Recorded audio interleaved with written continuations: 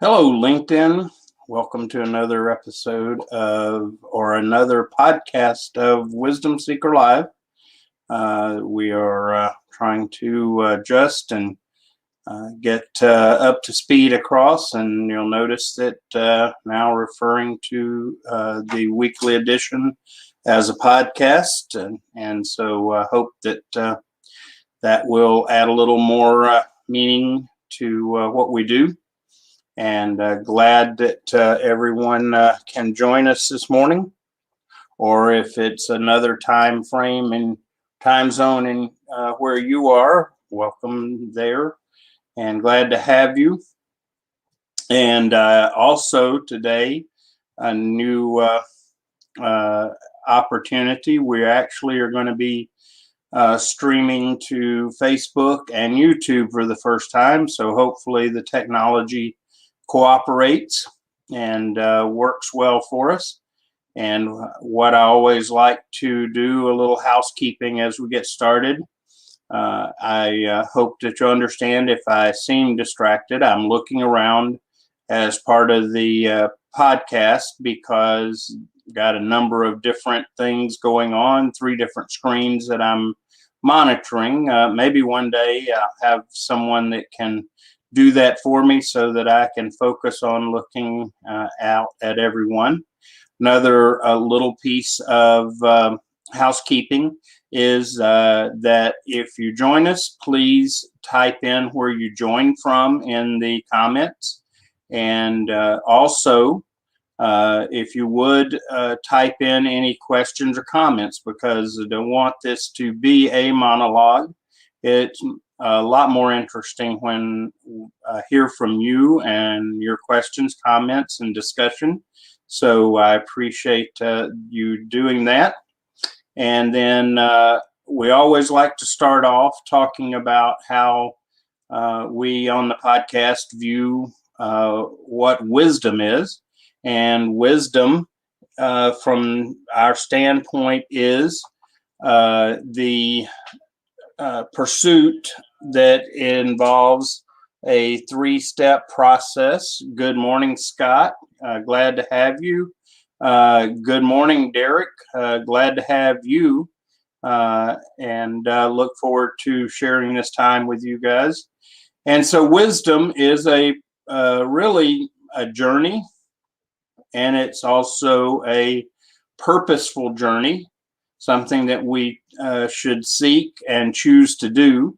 And the journey starts with gaining knowledge. And gaining knowledge is the first step. And the problem with a lot of our current culture is that we stop with knowledge. In fact, at times we have said that we are a knowledge-based society, and I appreciate the value of knowledge, but it is just the very beginning.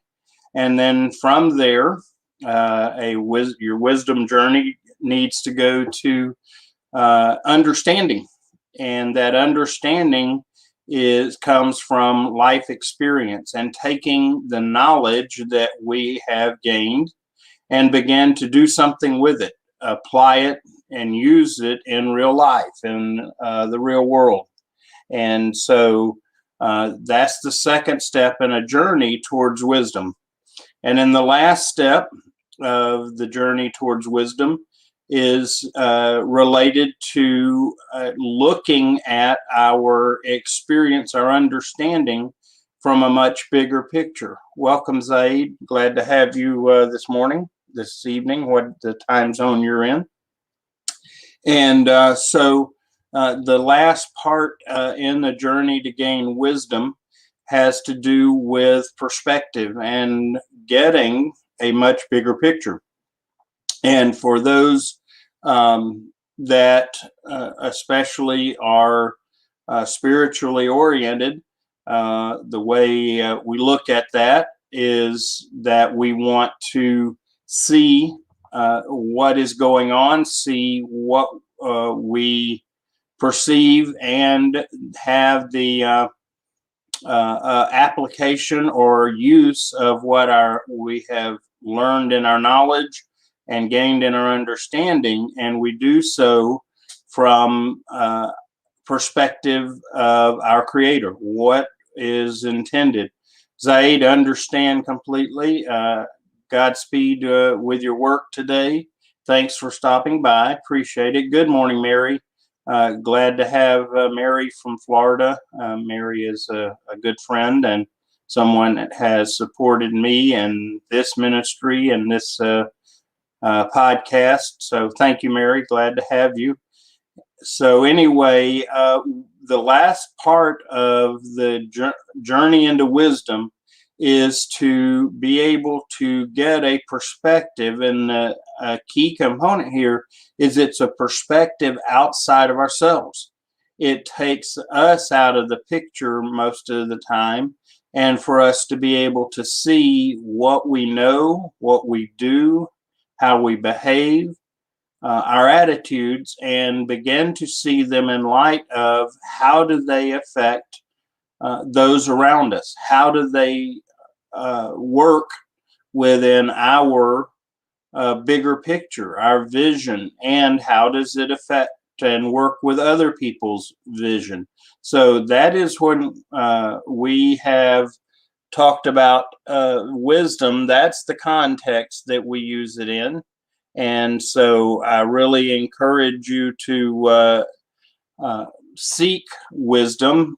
You know, we can all stumble into some wisdom and just by living, but it is the least effective way to be able to gain wisdom. Wisdom is something that we really should seek out to find. And so I encourage you to be intentional in seeking out wisdom. Mary, thanks for bringing some guests along. Really appreciate that. And I hope that they will benefit and grow and gain from this.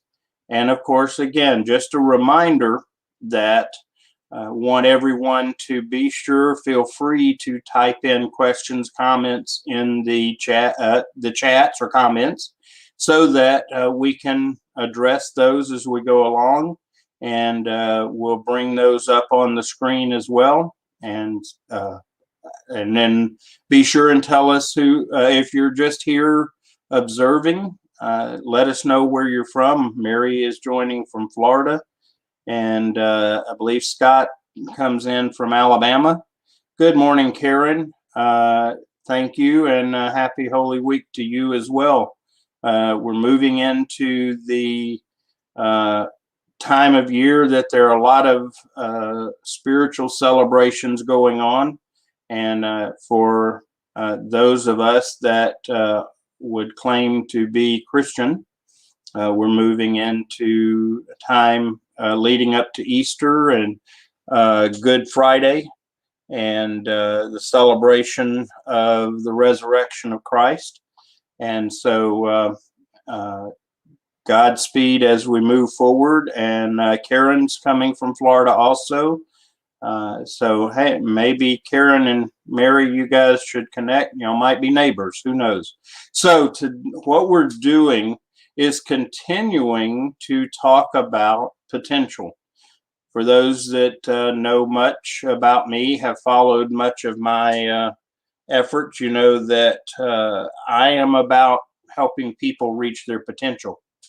Key phrase here, and this is something that I want to make very clear because it's different than what we see a lot of on the self-improvement or growth landscape.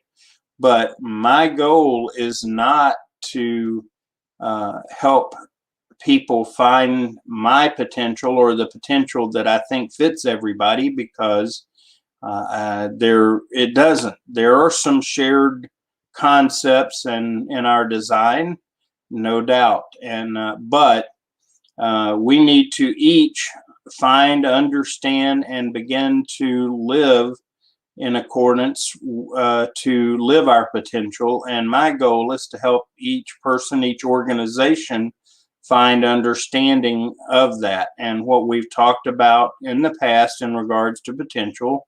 And I will be sure, and after the podcast is over, I'll put a link to past episodes if people want to refer it. But we talked about finding about our potential and our understanding of our potential by going to look at design and passion and purpose. And just a key element of those three things is too many people think passion is the primary component, and it is not. Passion is a confirmation of our understanding of our design and purpose, but out of context of design and purpose, passion can lead us astray because it is primarily emotionally based, and our emotions can misguide us. And so last episode, we talked about vision, because once you begin to understand your design, your passion, and your purpose, then you have to start asking yourself, well, where am I going with all of this? It's great to have self-awareness, and it's a very important part. But if you don't walk away with actions, and you don't walk away with movement and something to do, then you are going to be lacking, and you're going to have a nice idea, but nothing more. You're still lacking direction. So the other part that we did last week was on vision, because vision becomes our direction. It is the North Star of our life. It is what anchors us as we move along this journey we call life. And if we've captured and understand vision correctly, we have, with that vision, got a constant direction. Now, is it a straight line from where we are towards our vision all the time? Absolutely not. That would be unrealistic, because as you know, things happen in life and there are challenges. And so we just really need to have that vision that gives us something to hold on to, especially right now. Things are so tumultuous in our world with the pandemic and our reaction to it. And so having a solid vision of where we need to be going, we can then anchor into that. So, and vision, by the way, is something similar. We talk quite often about dreams and having dreams and pursuing dreams, and that's fine. It's another way in some regards. Just remember, though, that a vision is something, once we begin to understand it, it should be unchanging. It should be bigger than we are. And it's bigger than a goal, because although it is technically measurable, it's unrealistic to measure it. And although technically it can have a time frame, the time frame for our vision is our entire lifetime. And so as we look at vision and we have that direction, we then have to consider the next component. And that next component is the mission. And mission is an interesting concept. And so what I like to do is, when we bring in a topic, I like to share some definitions and then also look at some visuals. And so let's start with a definition that I found, and I don't make this real difficult. I just go to the web and type in mission and see what we come up with. And this particular definition says a specific task with which a person or a group is charged. Their mission was to help victims of the disaster. Another definition is a definite military, naval, or aerospace task, a bombing mission, a space mission, etc., or a flight operation of an aircraft or spacecraft in the performance of a mission, as in a mission to the Mars. So you get an idea of the concept of mission. And so just again, purely from a definition standpoint, And being a visual learner, I like to share visuals as well. And it's always interesting to me to see when I look up these images for these different concepts, what is out there. These images give us an idea of how the broader world sees vision and mission and those things. And in this case, you'll see example of mission here, and you see lots of different activity and calculation and consideration. And then here, which is not unusual, you'll see vision, mission, and values connected to each other. And then I like this one because vision, when you get your vision and you take that, then you uncover and begin to look at mission, and then you see the interlocking rings. So you get an idea from this of what people see mission as. And in a lot of ways, I tend to agree with these. And one of the big things that I see that concerns me is the confusion over the difference between mission and vision. And I will share for those that didn't get to hear last week, so you'll have the context. The difference between vision and mission is that vision is what we think that things will look like in time, and in particular, even as far as anticipated end of our life. What will the world look like if we accomplish the mission we set out on? And so that's vision. And what we're going to talk about today is mission and how that factors in. And by the way, also vision is a very important concept, because that's the basis that we can use to bring others along as part of what we're doing, whether they are directly involved or indirectly. And I like here the image of people joining hands. And of course, we see this in sports when huddle up or whatever. And so again, seeing the outcome is that we share or cast our vision, then we have people begin to join us that should. Not everybody will, because not everybody should, but through shared vision, we begin to have people join us, because by definition, the vision should be so large that it does not, it is so large that we can't accomplish it by ourselves. It has to be much bigger than we are. So with all of that said and background, then let's talk specifically about mission. What mission is about breaking down, and to use a current vernacular, is unpacking our vision. Okay, our vision is where we're going, and mission is how are we going to get there. Having current military experience, when we accept a mission, there's a lot of pieces to it, but the overall concept of it is how are we going to get it done? And within a military mission, there's always a vision, by the way. And for those of you that are military, you'll know what that is in terms of commander's intent.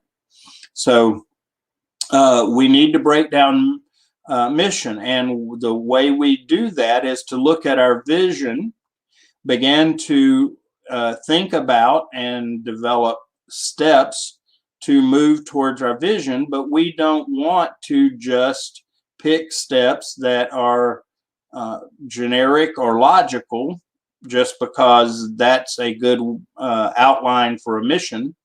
What we have to take into account, and this is very important, and this is where we get messed up sometimes, is we will assume someone else's mission. They are pointed towards a vision that we might share, or share parts of. And so then they have their mission, their steps to get to that vision. And too often we just want to take on their mission and their understanding. And that quite often looks like the 5 easy steps, the 7 easy habits, and those kinds of programs. And I don't mean to demean anyone or their approach about that. But at the end of the day, the reason that if you look at most of those, the effectiveness of them on a good day might be half the people that try it. And more times than not, it's going to probably be 25 or 30% that it works for. And that's why, for example, the latest fad diet, it works for some people and they will achieve success. And those are going to be the testimonials that you read about related to these things. And so there's truth in that they are able to get some success. The problem is it's not for everybody. And it's a reason that those things don't last is because they don't take into account the mission aspect, and it's tied to our vision, which some people will share, but what others don't share is they're not us. And that is the key. And that's why design and purpose have to become a part of all of this. That helps us understand who we individually have been created, designed, however you want to look at it, but that's what we are.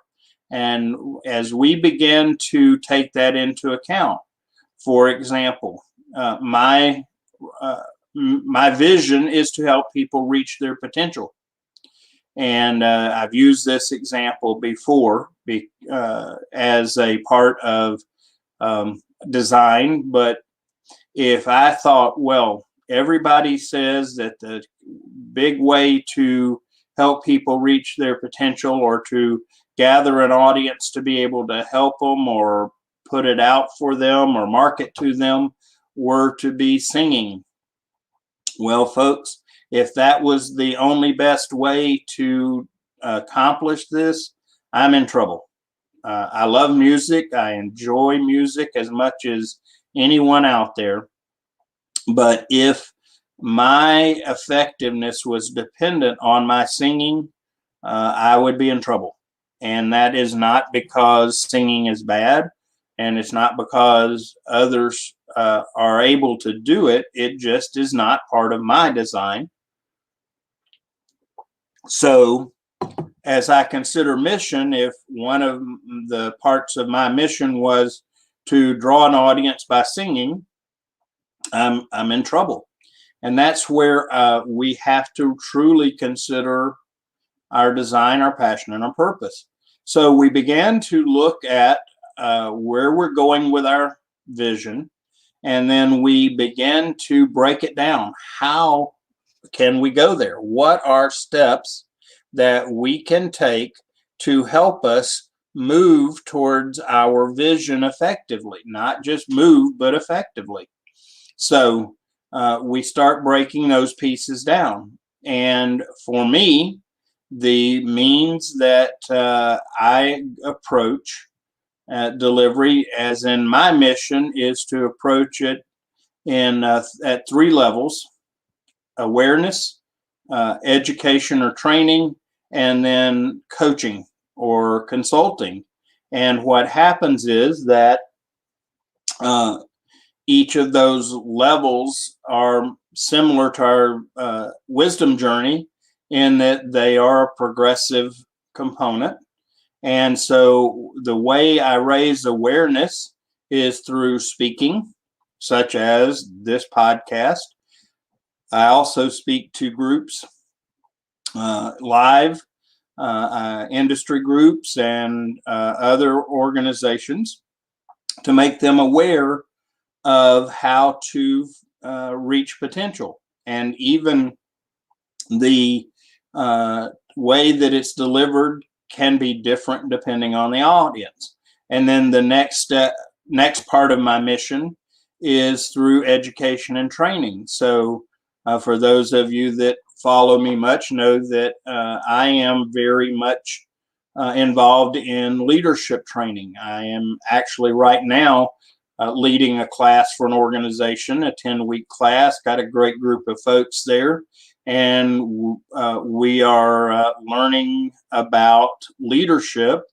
And the big mantra, just as a side note, that we have about current leadership and within the organizational structure is that we have to learn to manage things, and because we still need to know, are we doing things correctly? Are we tracking things properly? But we manage things and lead people. So I train people in effective leadership, and in particular, the larger principle of servant leadership. So that's the second component of my mission. And the third component of my mission is to coach or consult. And I've always wondered how to differentiate between coaching and consulting. My good friend Anton and I have had conversations about it. Not sure that I have a definitive answer on the difference between the two, but really what that amounts to is coming alongside with people to walk them through the processes that I have made them aware of, that I have given them training and education on. And some people have a need to be walked through it. Some people, by the way, just so you'll understand, is once they become aware of something, they will catch on and they are able to see how it applies, and they can take it from there, and it'll affect what happens for them, and are they able to use it and so on, apply it. Other people at the training education level will get more detail and more understanding, and they will take it from there. But some people, and I would suggest that there are more people than not, that need to go to this third step, and it's the coaching and consulting step. And it is why I believe that, coaching has become such a big deal in our culture, and because it's a valuable concept. And just so you'll know, the principles that I share are not my own. They are principles that I've learned over a lot of life. And for those of you that also know that a lot of the wisdom that I speak from and live from comes from the Bible. And I know some people don't accept the Bible and the tenets of it, but I would suggest, if you are a learner from books, that the Bible should be one of them that you should consider if you want wisdom, because it has stood the test of time. It is one of the best documented writings of historical and antiquities nature. And so it's got a lot in there that will offer you wisdom if you read it with some understanding and pay attention. And in there, the concept of coaching, consulting, has been around even back then. And the term that is used there, and I know some people maybe put off a little, but discipleship. And that is simply someone coming alongside with another person and helping them learn and walk through and gain wisdom and insight into life and how to live and so on. And so that's the part about coaching. So those are my mission. So my vision is to help people reach potential. And the mission that I approach it in is to make people aware and then provide them opportunity to gain education, knowledge, learn, and then, if needed, walk through those pieces and help them begin to apply it, not as I do in my life, but help them to begin to apply it and fit it into their life and who they are. And by the way, one of the things that I will do with people that I coach is to help them walk through some of these steps, because they are key steps to moving forward successfully. And they're principles that are there. It is not a one size fits all, 2 or 3 easy steps. There are principles that you apply and then begin to use them in the context of who you are. Good morning, Ricky. Thanks for joining. Ricky's here in Georgia with me, so I know he's morning time. Glad to have you back. And so we look at our mission as the beginning steps to move towards our vision. And the one thing about mission is that people need to understand that that mission may change. In fact, if you're not allowing room for your mission to change, because remember, mission is an unpacking of your vision, how you're going to move in the direction of your vision. And if you find that your mission is not adaptable or cannot change, then you have a challenge, because how we achieve our vision has to be adaptive and capable of changing, depending on where we are, both where we are in our life and what's going on in the world around us. And that's where we talk about the fact that change is inevitable, and it sure seems that change is not only inevitable, but now it is happening at a faster pace. And so we have to be prepared to change. And the way we successfully change is to reevaluate our mission, how we're going about reaching our vision.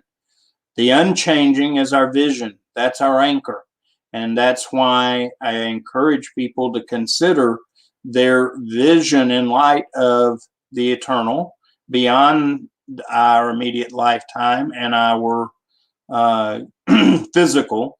In fact, another part of wisdom that I'll share from my experience and my understanding is that in order to truly live in our toward growing towards our vision and live and serve in our mission, we have to have a basic understanding of the principle that we are created in having 3 parts to us. We're not just a physical body. That is what we see, so that's what we give the most attention to, unfortunately. But we're also made up of a soul, and there's different ways of expressing this concept, but the way I have learned and understood is our soul is made up of our mind, will, and emotions. And we have learned to begin to focus on those things some, because we see the outcomes of mental, emotional problems in our culture. And so we have finally begun to attend to that as well. But the third part, and in our current culture, one of the most under-attended, is the spirit. And in order to function and to live and be who we are supposed to be, to reach our potential, we have to make a part of our life nurturing our body, our soul, and our spirit, and keep those in a healthy balance. And so that is part of what we consider as we consider our mission. And as we grow and change, we may need to adjust our mission. And I'll give you an example of how I have adjusted my mission. And that is, I primarily would make awareness part of my mission through speaking to groups and to or speaking to individuals, verbally present with someone in that moment, and also through writings and information. Well, as time has evolved and I have grown, and believe me, this has been a growing process, this podcast is an example of another area of where my mission has changed.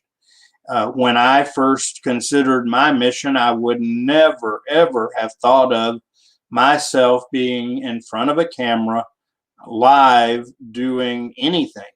In fact, early on, and if you look back at some of my LinkedIn content from years ago, my struggle to overcome being, I guess, for lack of a better way of putting it, camera shy has been a challenge.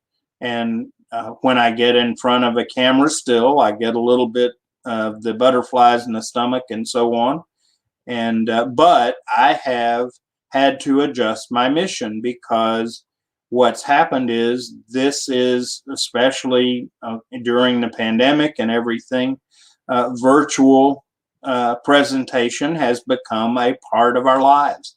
So as someone that continues to grow and to move towards my vision and be able to adjust and grow with what's going on, I have learned to get in front of a camera and overcome my fear of that and uneasiness, and now moving forward with it. And I know some of you might say I may not have overcome it enough, but that's okay. We're all a growth process. We're in a journey, and rarely do we completely arrive. When we do, things change around us, so we have to learn and grow some more. But I digress.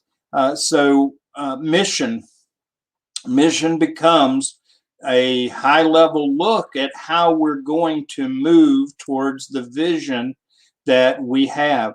And what I prefer is that this vision, our understanding, is based on our inspiration from our Creator, and that it's tied to who we are by design, passion, and purpose. And then we begin to take that vision and understand ways to help us achieve movement towards that vision, and that's when we break down our mission. And then as we consider the mission that we're going to be on, we have to consider the talents that we have, the abilities. Again, you need to really understand that those become a means to achieving your vision. And now, one caveat to that, to use a military term, is that sometimes our mission may consist of parts that we alone will not do, because as we have cast our vision to others, there are others that have come along and they bring a different set of talents, or as I teach leaders to consider our strengths and weaknesses and how they fit in.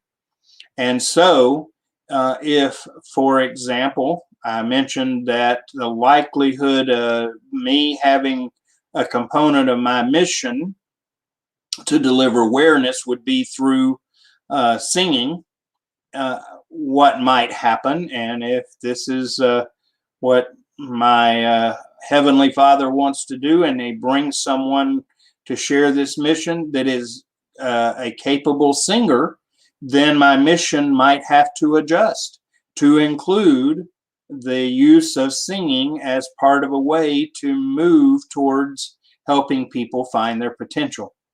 So our mission is a high-level understanding of how we move forward in pursuit of our vision. That's what mission is about. It shouldn't be to a point that it is so detailed or minute that it can't adjust, because we need to be able to adjust to our changing world and to our changing person. Because in fact, if anyone is being constantly static, I would worry. I would be concerned. One, if you're always the exact same, just from the very nature of this podcast, I would be concerned you're not gaining wisdom. And so that would concern me. As I gain wisdom, I began to have to adjust and adapt as well. And so thank you, Karen, for your comment. Karen was kind enough to be encouraging, and I appreciate that. And I always, like anyone else, enjoy some encouragement. And so mission, we continue to move in a direction of mission based on our vision, with the understanding that our mission may need to change. And the changing of the mission depends on us. It depends on what's going on around us. And it depends on those that have come alongside and share a vision, share part of our vision as part of their vision. And when we do that, we can adjust and change. And since we're not changing to the detriment of our vision, which is based on our design, our passion, our purpose, who we are, then we don't have to get upset and concerned with that. And it gives us more freedom to make those changes and adjust and adapt. So as you can see, I've been walking us through a process to begin to find our potential. And then once we find it and understand it, then how do we move forward to pursue it? And I believe that potential, much like vision, is something that we will always be striving towards, because as we progress in our life and as we have learned and gained insight and wisdom, then we are hopefully growing as a person and beginning to be better at who we are. And just as an aside, one of the things we need to understand is when we are created with everything we need already present to do what we are designed or created to do. What happens, though, is we have to learn and grow into how we use what we're equipped with. And so just, again, an understanding. And I can't, at this point, go without sharing another key component. And I posted recently and even did a graphic about this. But one of the reasons we struggle so much and we see behaviors in ourselves and in others in regards to living alongside each other is we are all, too many of us are still trying to find and prove our value. And that's when we see people react to each other in a way that seems disproportionate or out of place, it's because the person has said something or done something that challenges us to a point of it really scares us, because we feel like if they're right, our value has diminished. And so thank you, Burhan. I appreciate it. Glad you're here with us and commenting. But folks, one of the pieces of wisdom that I've had to come to terms with is this. We are created with complete and total value, just like we are. And God doesn't, to use kind of a slang approach, God doesn't make junk. And I've wrestled with this a lot of years to finally come to understand that when God creates us, we are created with complete and total value. And in fact, in the Bible, it says we're fearfully and wonderfully made. And the other aspect that I've had to learn about that is I can't, I don't, I didn't, I won't earn that value. It is not something that I accomplish by what I do or don't do. It is just an intrinsic part that we are given by our Creator. So the good news about that is I can't lose my value. That value never goes away, even when, and by the way, I have demonstrated this by being stupid and doing stupid things, doesn't diminish my value. The other aspect of this, and this is so important that we get a hold of, is that people didn't give us this value. Nobody around us gave it to us, nor do they contribute to it. And so as a result, we also need to understand the people around us when they get stupid and do wrong things. They can't take away our value. They can't diminish our value. And the wisdom I hope you take away is quit trying to prove your value. That's already been done. And when you can do that, you start getting free to begin to grow in who you are. That, of course, as we talked about the wisdom journey, the first step there is knowing who we are. And that's a process. That is a challenge. And it is something that we need to do if we're going to be truly successful.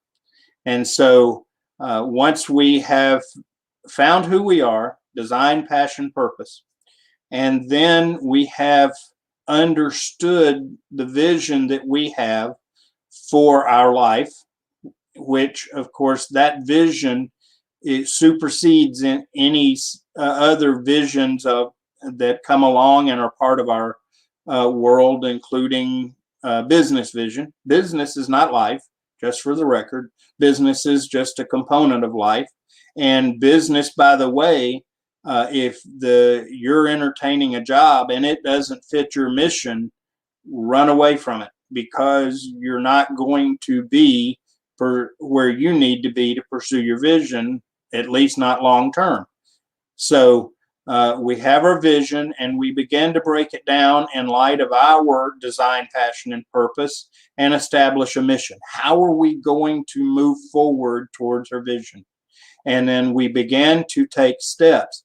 Now, one thing, and because we're only dealing primarily with mission today and we're running out of time, because I'll get people say, well, you can get a mission, but without goals and actions. And I get that. Please don't take this as the end. This is just part of the process. And but mission is the place we start after we understand our vision, so that we begin to have specific steps and direction. And by the way, our mission, our vision sets our direction. It sets our ultimate priority. But our mission is a breakdown of priorities that we need to begin to move forward. And one of the things that I've recently learned, I was actually at a conference invited by my friend Gary Fry up in North Carolina, had a great time, learned some great things. But one of the big takeaways that I walked from there with is the concept of, we talk about time management. Our problem with our time management is too many of us are trying to adjust our time to the wrong priorities.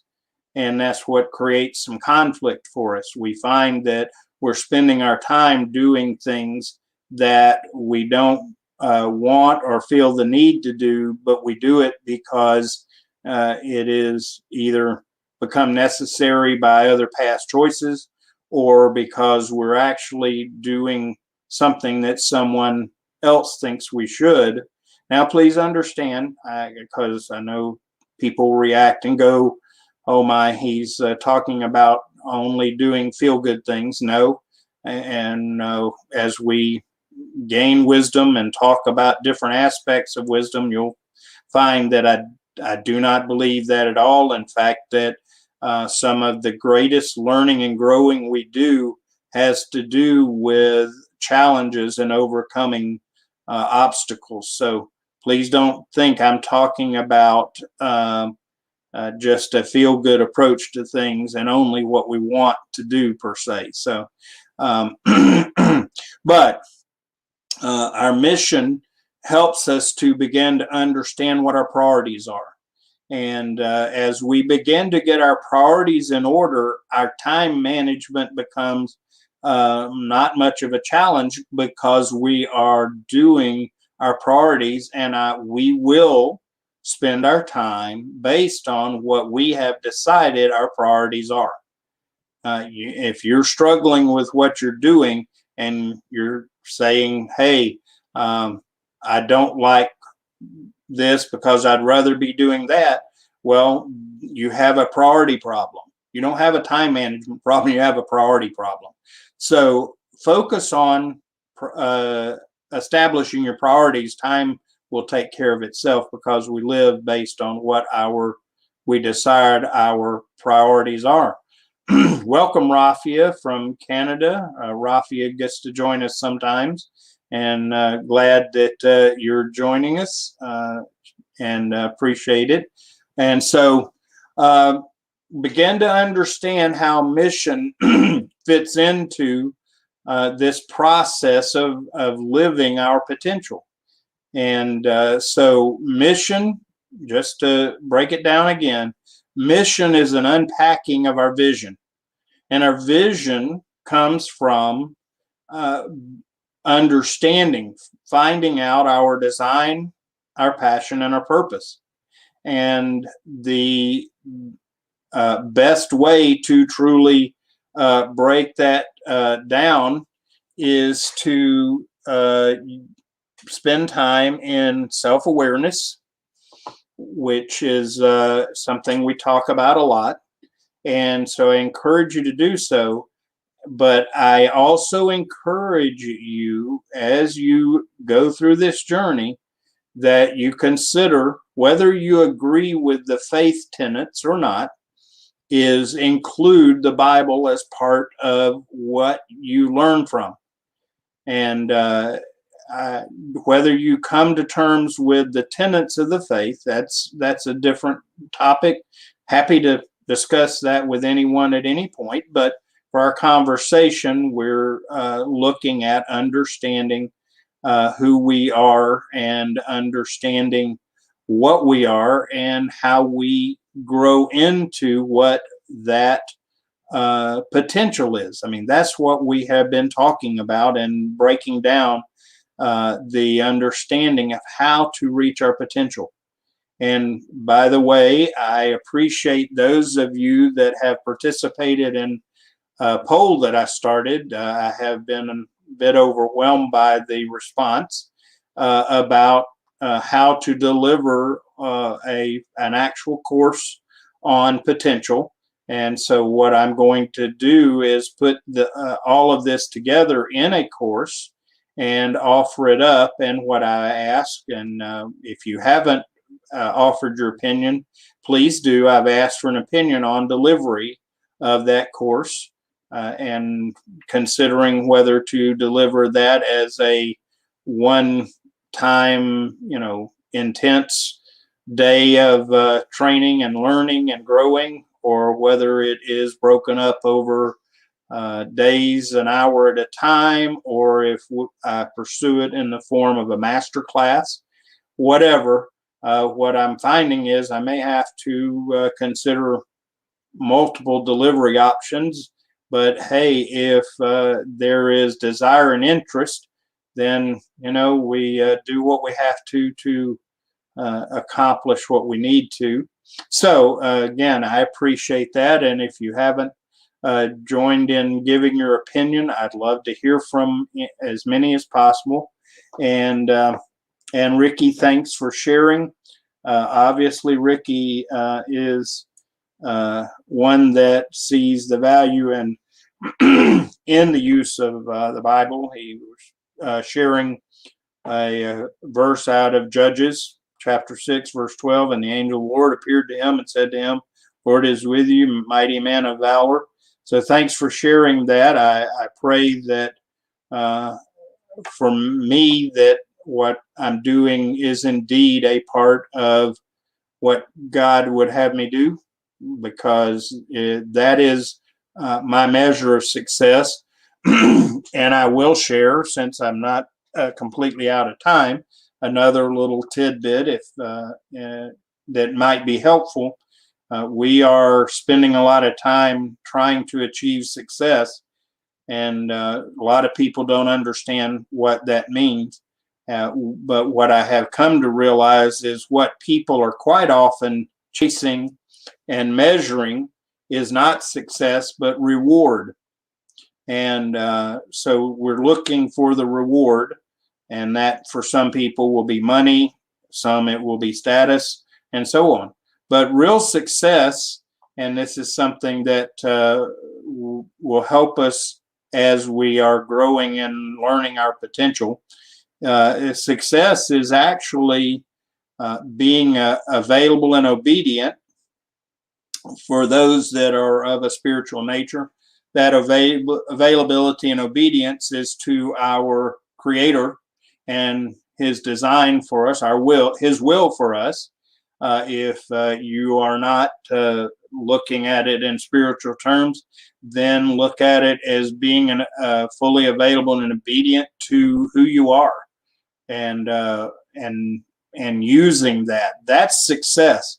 And for some people, that's going to show up with money and things and titles. And other people, it will be that they are genuinely content in what they're doing. And we see, big examples of that. People such as Mother Teresa. She obviously did not attain wealth and things, and that was part of her choosing and her understanding of what God would have her do. But she obviously was successful. And the fact that most people, if you mention the name Mother Teresa, indicates that she achieved what she needed to, and was successful in what she did. So when we measure success, don't use your measure of success someone else's success. Find what is your purpose, what you need to be about, and learn to live and be obedient and available to that. And as you do it, then you find success.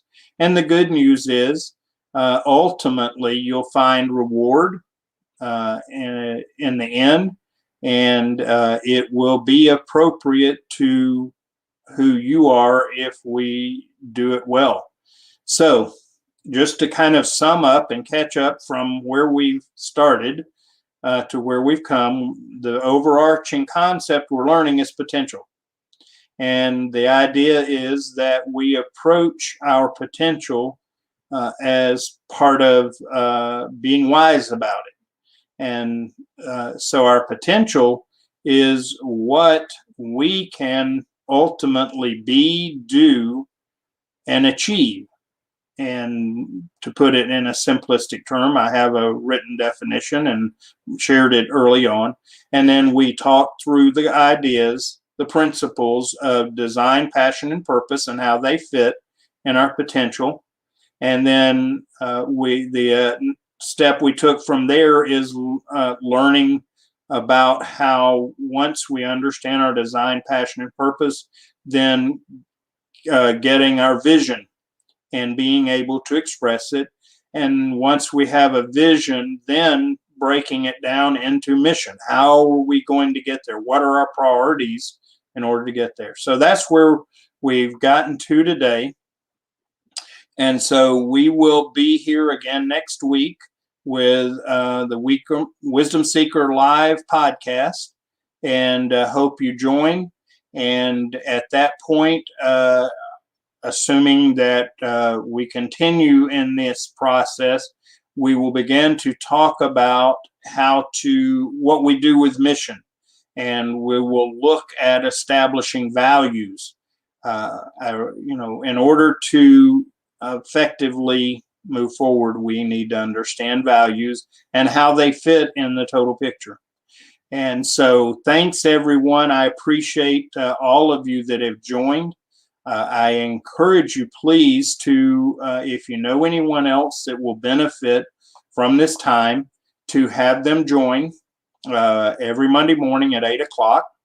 And also, I do some special editions periodically. And the next one that I plan to do, I had asked about it and from my network. And so I'm going to be doing an evening Wisdom Seeker on the use of technology for people that aren't technical.